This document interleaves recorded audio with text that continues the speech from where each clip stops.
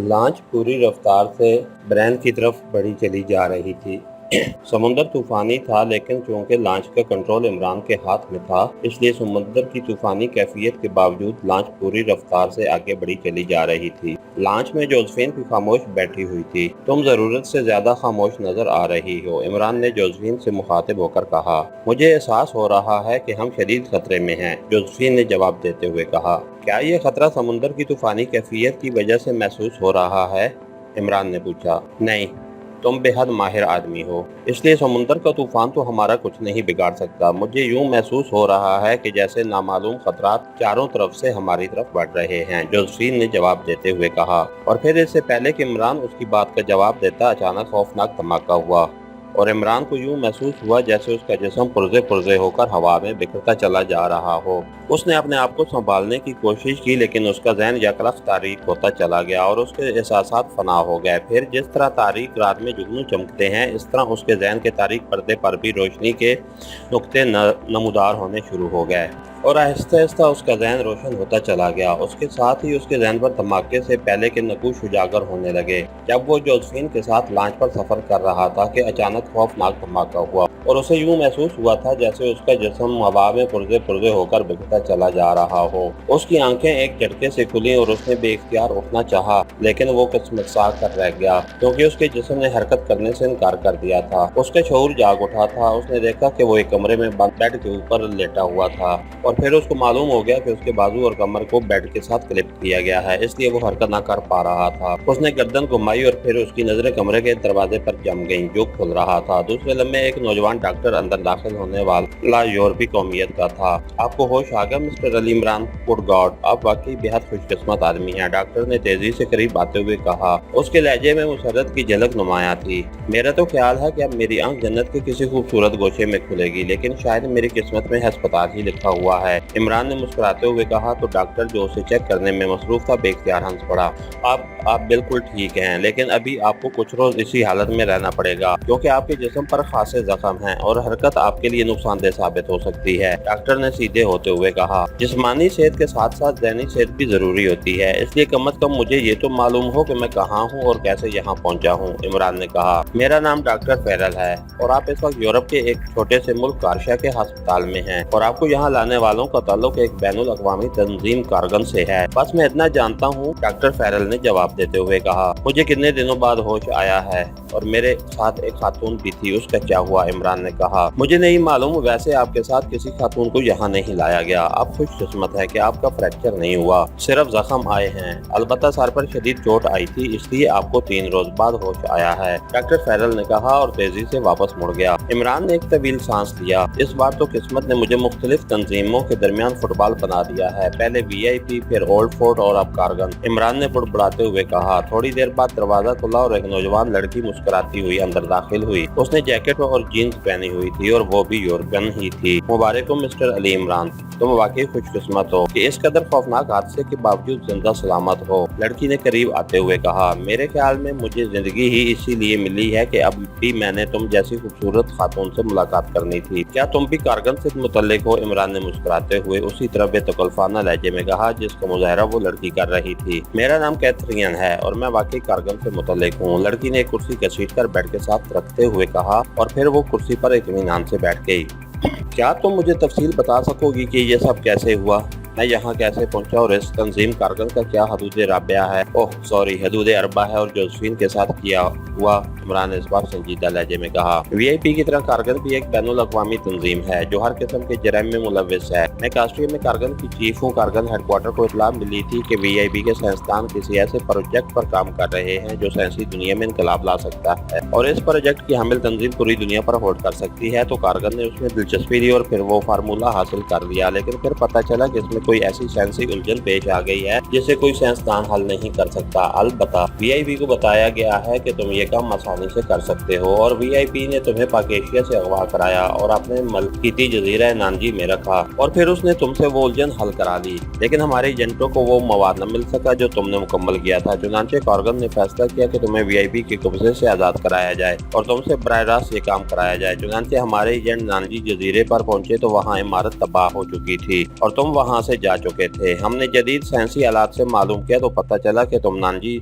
से old fort के जजीरे लामा को पहुंच गए हो और वहां तुम सबको हलाक करके उस जजीरे के इंचार्ज जोसेफिन को साथ लेकर एक लॉन्च में ब्रिस्बेन आ रहे हो। चुनांचे हम ब्रिस्बेन में तुम्हारा इंतजार कर रहे थे कि अचानक हमें मालूम हुआ कि वीआईपी हेडक्वार्टर को भी इस बात का इल्म हो गया है और उसने फौरी तौर पर एक आबदोज की मदद से तुम्हारी लॉन्च को तबाह करा दिया है और जोसेफिन और तुम हलाक हो गए हो। हमने तुम्हारी तलाश शुरू की और तुम जख्मी और बेहोशी के आलम में लॉन्च के एक तख्ते के ऊपर पड़े हुए समुद्र में बहते हुए मिल गए। चुनांचे तुम्हें वहां से लाया गया और इस खसूसी अस्पताल में पहुंचा दिया गया जहां तुम्हारा इलाज किया गया है और अब तुम्हें होश आ गया है। कैथेरिन ने पूरी तफसील बताते हुए कहा तो इमरान ने एक तवील सांस लिया। इसका मतलब है कि मैं ब्रिस्बेन में हूँ, इमरान ने कहा। नहीं, तुम इस वक्त कास्ट्रिया के एक दूर अफ्तादा इलाके राजिस्ट्रिया में हो। हमारा हेडक्वार्टर राजिस्ट्रिया में है, कैथेरिन ने जवाब दिया। ठीक है, मेरी जान बचाने का शुक्रिया। अगर तुम लोग मुझे वहाँ से ना निकालते तो यकीनन अब तक मैं हलाक हो चुका होता, इमरान ने जवाब दिया। अब तुमने हमारे लिए वही काम करना है जो तुमने वीआईपी के लिए किया था, कैथेरिन ने कहा। मैं तैयार हूँ क्योंकि वो फार्मूला मेरे लिए बेकार है। पाकेशिया में ऐसी लेबॉर्ट्रियां ही नहीं हैं जहां उसे तैयार किया जा सके और फिर मैंने अगर वीआईपी के लिए काम कर दिया है तुम्हारे लिए भी करूंगा। और आखिरी बात यह कि मुझे मालूम है कि जैसे ही सुपर पावर्स को इस फार्मूले का इल्म होगा वो तुम लोगों से उसे खुद ही हासिल कर लेंगे, इसलिए मैं इस बखेड़े में क्यों पड़ूं, इमरान ने कहा। तो कैथेरिन के चेहरे पर मुसरत के तसरात उभर आए। शुक्रिया मिस्टर अली इमरान, अगर तुमने ये काम कर दिया और हमारे साइंसदानों ने उसे ओके कर दिया तो मेरा वादा है कि तुम्हें मुल्क पाकेशिया पहुंचा दिया जाएगा, कैथेरिन ने मुसरत भरे लहजे में कहा। लेकिन उसके लिए एक काम तुम्हें भी करना होगा, इमरान ने कहा। तो कैथेरिन बेख्तियार चौंक पड़ी।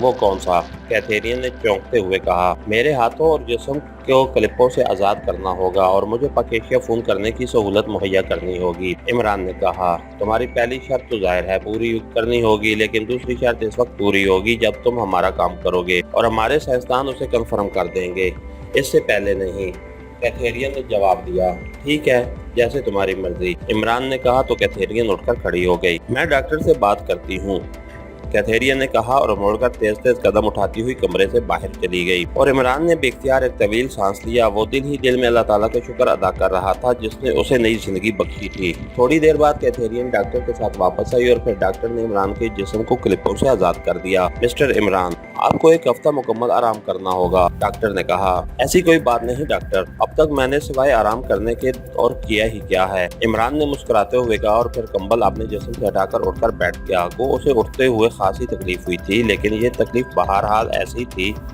तो वो उसे आसानी से बर्दाश्त कर सकता था। और फिर इमरान बेड से उतरकर नीचे खड़ा हो गया। गुड, आप वाकई बेहद बाहिम्मत वाक़या हुए हैं, डॉक्टर ने मुस्कुराते हुए कहा। चलिए मिस कैथरीन, मैं चाहता हूँ कि आपका काम जल्द अज जल्द करके वापस जा सकूँ, इमरान ने कहा। तो कैथरीन ने इस बात में सर हिलाया और फिर इमरान आहिस्ता आहिस्ता चलता हुआ कैथरीन और डॉक्टर के साथ कमरे से बाहर आ गया। डॉक्टर ने उसे सहारा देने की कोशिश की, लेकिन इमरान ने उसे मना कर दिया। थोड़ी देर बाद वो कैथरीन के साथ कार में सवार अस्पताल से निकला और थोड़ी देर बाद वो एक छोटी सी सफेद रंग की इमारत में पहुंच गया। इमारत में हर जगह मशीन गनों से मुसल्लह अफराद मौजूद थे। कैथरीन इमरान को एक रास्ता कमरे में ले आई। तुम यहाँ आराम करो, कल तुम हमारा काम कर देना, कैथरीन ने कहा। वो फार्मूला अगर तुम्हारे पास है तो अभी ले आओ, क्योंकि मैं ये काम पहले कर चुका हूँ, इसलिए अब मुझे ज़्यादा से ज़्यादा निसफ घंटा लगेगा। मैं चाहता हूँ कि जल्द अज जल्द वापस चला जाऊँ। मुकम्मल आराम तो ज़ाहिर है अब पाकेशिया जाकर ही करूँगा, इमरान ने कहा। तो कैथरीन ने इस बात में सर हिला दिया और फिर कमरे से बाहर चली गई। थोड़ी देर बाद वो वापस आई तो उसके हाथ में एक फ़ाइल मौजूद थी। उसने फ़ाइल इमरान के सामने रख दी और साथ ही एक कलम भी। फ़ाइल में खाली कागजात भी हैं। तुम काम करो, मैं आ रही हूँ, कैथरीन ने कहा और मुड़कर कमरे से बाहर चली गई। जबकि इमरान ने फाइल खोली, ये वाकई वही फार्मूला था जिस पर उसने पहले डेमी की मौजूदगी में काम किया था। उसने कलम उठाया और काम शुरू कर दिया। तकरीबन निस्फ घंटे बाद उसने काम खत्म करके फाइल बंद की और इत्मीनान का एक तवील सांस लिया। अजीब गोरख धंधे में फंस कर रह गया हूँ, इमरान ने बड़बड़ाते हुए कहा। उसी लम्हे कैथरीन अंदर दाखिल हुई। हो गया काम, कैथरीन ने मुसरत भरे लहजे में पूछा। हाँ ये लो, इमरान ने फाइल उठाकर उसे देते हुए कहा। मैं इसे साइंसदानों को भिजवा देती हूँ, कल इसके बारे में रिपोर्ट आ जाएगी।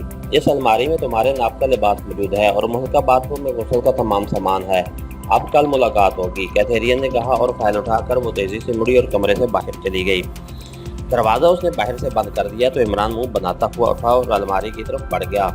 अलमारी में वाकई उसके नाप के लिबास मौजूद थे। उसने एक लिबास मुंतखब किया और फिर बाथरूम की तरफ बढ़ गया।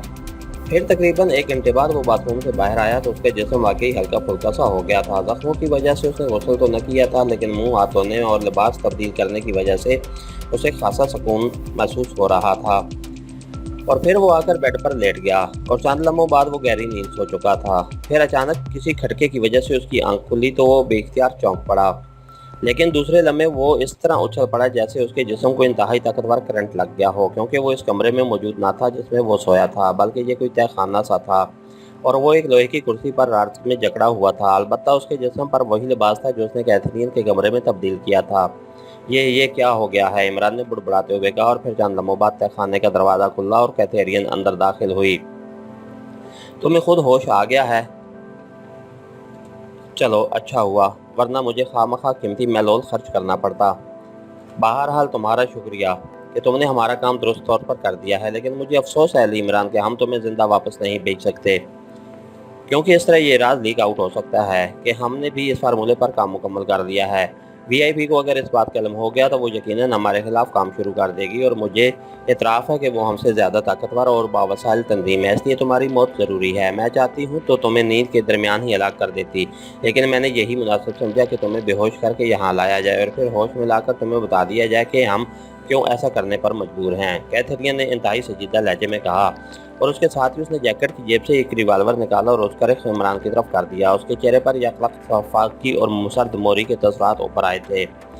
तुम्हें आखिर इतनी भी क्या जल्दी है? मैं तो राज में जकड़ा हुआ हूँ और बेबस हूँ, फिर जख्मी भी हूँ, इसलिए ज़ाहिर है तुम इत्मीनान से मुझे जिस वक्त चाहो हलाक कर सकती हो, इमरान ने इंतहाई मुतमिन लहजे में कहा। वैसे मेरी ज़िंदगी में तुम पहले आदमी हो जो मौत को इस कदर करीब देखकर भी इस कदर मुतमिन हो, वरना मौत का चेहरा देखते ही बड़े बड़े बहादुरों के असहाब जवाब दे जाते हैं। बहरहाल बताओ तुम क्या चाहते हो? कैथरीन ने कहा।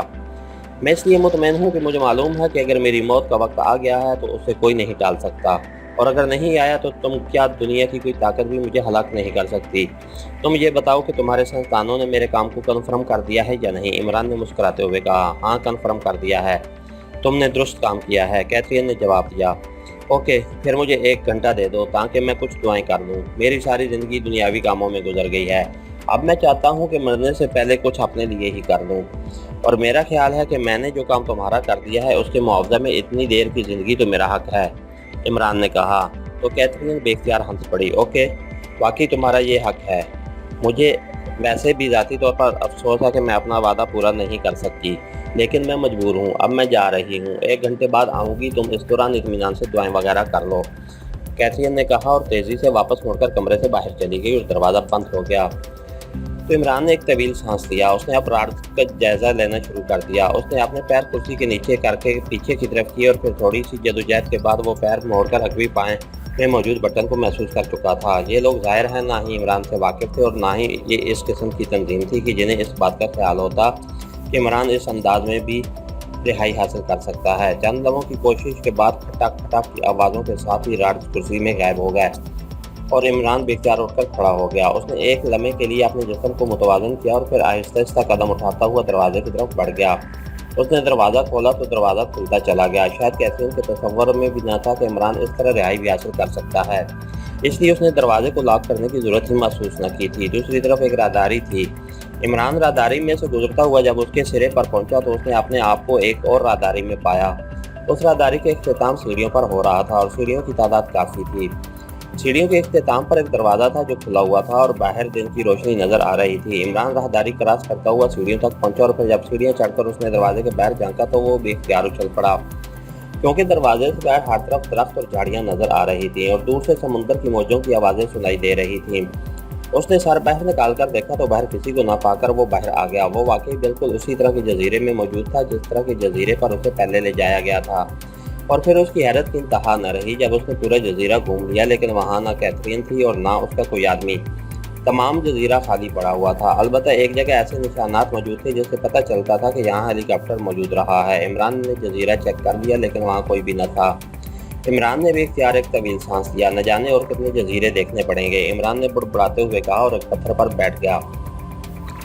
अभी उसे वहां बैठे हुए थोड़ी ही देर हुई थी कि अचानक एक खौफनाक धमाका हुआ और इमरान बेख्तियार उछलकर पत्थर से नीचे आकर आ गिरा। धमाका इस कदर खौफनाक था कि उसे यूं महसूस हुआ था जैसे पूरा जजीरा किसी आतिश फशां की तरफ फट पड़ा हो। हर तरफ पत्थर उड़ते तूफानी کے مرغولے نظر آ رہے تھے۔ جزیرے کی زمین اس طرح ہل رہی تھی جیسے خوفناک زلزلہ آ گیا ہو، اور پھر آہستہ آہستہ خاموشی طاری ہو گئی اور عمران اٹھ کر کھڑا ہو گیا۔ اب اسے معلوم ہوا تھا کہ دھماکہ کہاں ہوا ہے۔ یہ دھماکہ اس انڈر گراؤنڈ عمارت میں ہوا تھا اور پوری عمارت تباہ ہو گئی تھی۔ اگر عمران قسمت سے باہر نہ آ گیا ہوتا تو ظاہر ہے وہ بھی ساتھ ختم ہو جاتا۔ ایسا دوسری بار ہوا تھا کہ وہ عمارت سے باہر آیا تھا اور عمارت تباہ ہو گئی تھی۔ عمران اب ساری بات سمجھ گیا تھا۔ کیتھرین نے اسے گولی مار کر ہلاک کرنے کی بجائے دوسرا طریقہ استعمال کیا تھا کہ عمارت کے اندر طاقتور وائرلیس بم رکھ دیا تھا اور پھر اسے کہیں دور سے ڈی چارج کر دیا تھا اور عمارت تباہ ہو گئی۔ شاید کیتھرین اسے براہ راست گولی مارنے کی ہمت نہ کر سکی تھی، اس لیے اس نے یہ دوسرا طریقہ استعمال کیا تھا۔ وہ یقیناً واپس آئے گی تاکہ میری موت کو کنفرم کر سکے، عمران نے ایک بار پھر پتھر پر بیٹھے ہوئے کہا، اور پھر کچھ دیر بعد اس کے خیال کی تصدیق ہو گئی۔ اس نے دور سے ہیلی کاپٹر کو جزیرے کی طرف آتے دیکھا تو وہ تیزی سے اٹھا اور قریب ہی ایک درخت پر چڑھ کر اس کی گھنی شاخوں میں اس طرح بیٹھ گیا کہ اسے کسی طرح بھی نہ دیکھا جا سکے۔ ہیلی کاپٹر جزیرے پر پہنچ کر بلندی پر ہی مہلک ہو گیا۔ کچھ دیر مہلک رہنے کے بعد ہیلی کاپٹر نے جزیرے کے 2 چکر لگائے اور پھر نیچے اترنے کی بجائے وہ مڑا اور تیزی سے اسی طرف کو واپس بڑھتا چلا گیا جدھر سے آیا تھا، اور چند لمحوں بعد وہ عمران کی نظروں سے غائب ہو گیا۔ حیرت ہے، اب لوگ لاشوں سے بھی ڈرنے لگے ہیں، عمران نے بڑبڑاتے ہوئے کہا اور درخت سے نیچے اتر آیا۔ اب ایک بار پھر وہ اس ویران جزیرے پر اکیلا تھا۔ عمران تباہ شدہ عمارت کے ملبے کی طرف بڑھ گیا۔ اسے خیال آ گیا تھا کہ شاید کوئی ٹرانسمیٹر وغیرہ بچ گیا ہو یا کوئی ایسی چیز اسے مل سکے جس سے وہ اس جزیرے سے باہر نکل سکے۔ اندرونی عمارت کا ملبہ اوپر جزیرے پر نکل کر ہر طرف بکھر گیا تھا۔ وہ کافی دیر تک اس ملبے میں گھومتا رہا، لیکن جب اسے اپنے مطلب کی کوئی چیز نظر نہ آئی تو اس نے بے اختیار ایک طویل سانس لیا اور ایک چٹان پر بیٹھ کر سوچنے لگا کہ اب یہاں سے نکلنے کے لیے کیا کیا جائے، لیکن ظاہر ہے وہاں کوئی ایسی چیز موجود نہ تھی جسے وہ استعمال کر سکتا۔ یہاں اس جزیرے پر اول تو ایسی بیلیں بھی موجود نہ تھیں جن کی مدد سے وہ کشتی تیار کر سکتا، پھر کشتی بنانے کے لیے سامان بھی نہ تھا۔ اس لیے وہ چٹان پر بیٹھا سوچتا رہ گیا اور وقت تیزی سے گزرتا چلا گیا۔ پھر عمران ایک طویل سانس لے کر اٹھا ہی تھا تاکہ جہاں پانی اور خوراک کو تلاش کرے کہ بے اختیار اس کی نظریں دور سمندر میں ابھرنے والے ایک دھبے پر پڑ گئیں، اور پھر یہ دھبا آہستہ آہستہ بڑا ہوتا گیا اور عمران بے اختیار چونک پڑا، کیونکہ اب وہ پہچان گیا تھا کہ یہ ایک بڑی لانچ تھی جو تیزی سے اس جزیرے کی طرف آ رہی تھی۔ شاید اللہ تعالیٰ کو مجھ پر رحم آ گیا ہے، عمران نے مسکراتے ہوئے کہا، اور ایک بار پھر وہ اسی درخت کی طرف بڑھ گیا جس پر وہ پہلے چڑھ کر بیٹھا تھا۔ تھوڑی دیر بعد وہ ایک بار پھر درخت کی گھنی شاخوں میں چھپ کر بیٹھ چکا تھا۔